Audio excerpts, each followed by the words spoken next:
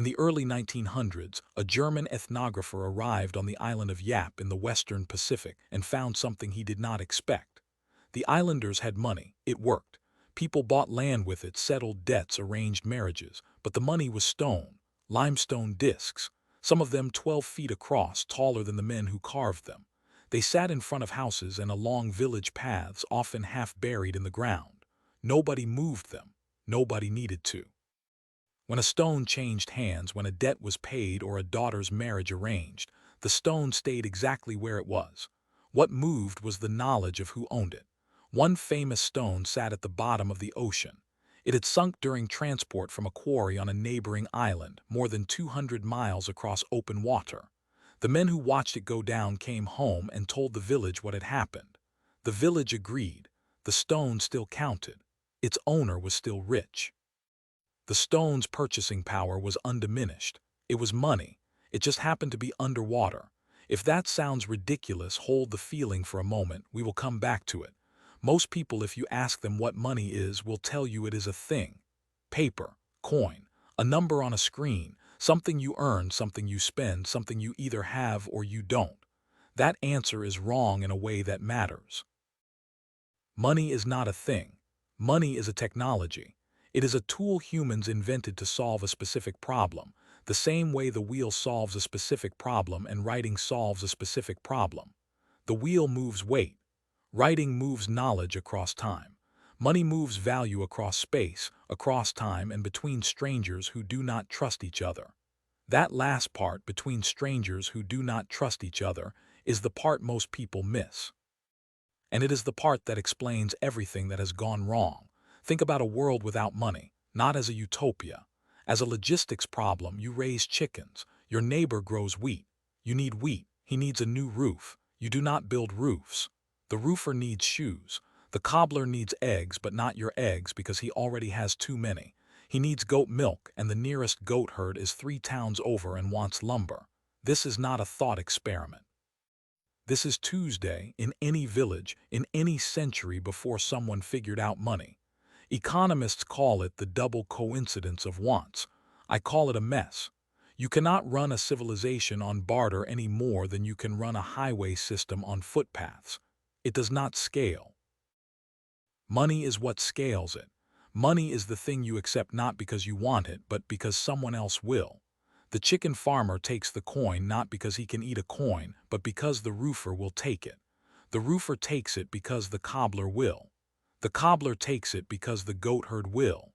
The whole chain works not because any of them want the coin, but because all of them trust that the next person in the chain will accept it. That is a technology. One of the most important ones humans ever built. But not every technology works equally well. A bridge can be wood or steel. A record can be vinyl or digital. And money, real money, the kind that holds a civilization together for centuries instead of decades, needs 3 properties. Only 3. Get all 3 right and the money works. Lose any one of them and the money fails, sometimes slowly, sometimes overnight. The 3 properties are scarcity, verification, and memory. Scarcity. If you can make more of it easily, it is not money. It is a receipt.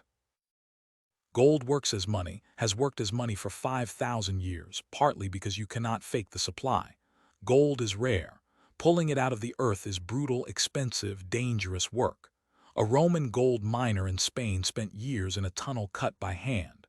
A 49er in California froze in a river, pan in hand, for a few flakes a day. The difficulty is not a bug. The difficulty is the point. The cost of producing gold is what makes it trustworthy. If you could grow gold in a garden, nobody would accept it as payment.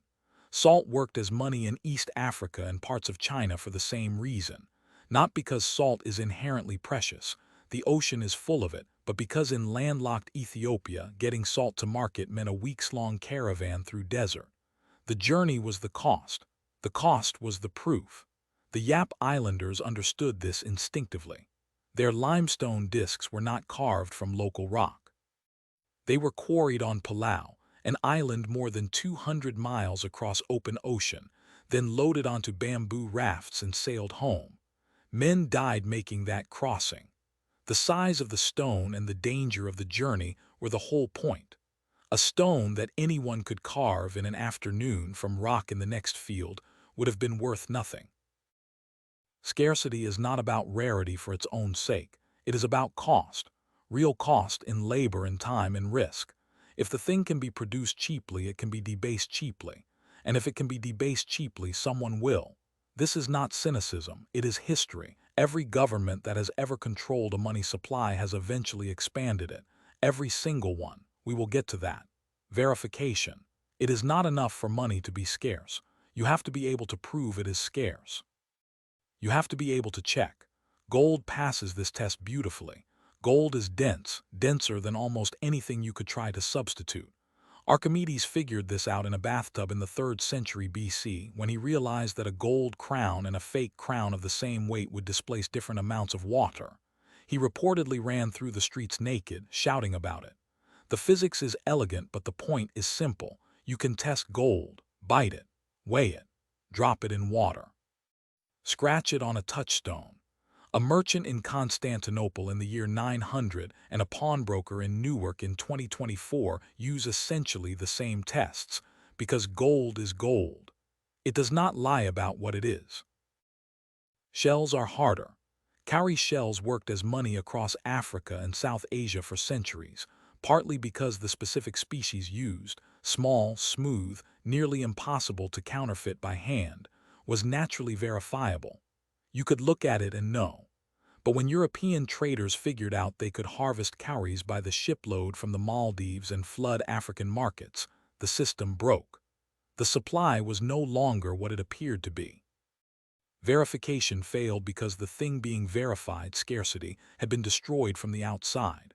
A dollar bill is easy to verify as a dollar bill. Hold it up to the light, check the watermark, feel the cotton paper. But verifying that it is a dollar bill is not the same as verifying that it is worth a dollar. Those are two different questions, and most people never think to ask the second one. Memory. The hardest problem money solves is not scarcity and not verification. It is memory. Who owns what? Who paid whom? Who still owes? In a village of 50 people, you can keep track in your head. In a city of 50,000, you cannot. In a country of 330 million, the question of who owns what is an engineering problem of staggering complexity, and the answer to that problem is a ledger. Every monetary system in history is, at bottom, a ledger. The Yap Islanders kept theirs in oral memory. The whole village remembered who owned which stone, and when ownership changed, the whole village updated the record. Nobody wrote it down. Nobody needed to. The community was the ledger. That system works when your economy is an island. It does not work when your economy is a continent. So civilization scaled the ledger. Clay tablets in Mesopotamia. Paper records in Song Dynasty China. Double entry bookkeeping in Renaissance Venice, a technology so important that Goethe called it one of the finest inventions of the human mind, and he was not exaggerating. Each advance in ledger technology allowed money to travel further, faster, between more strangers. But every one of those ledgers has a problem. Someone has to keep it, and whoever keeps the ledger can change it. A king can debase a coin. A bank can lend out money it does not have. A government can print currency until the paper is worth more as kindling than as cash. These are not hypothetical failures. They are the main plot of monetary history. Rome did it. Henry VIII did it. The Continental Congress did it. The Weimar Republic did it.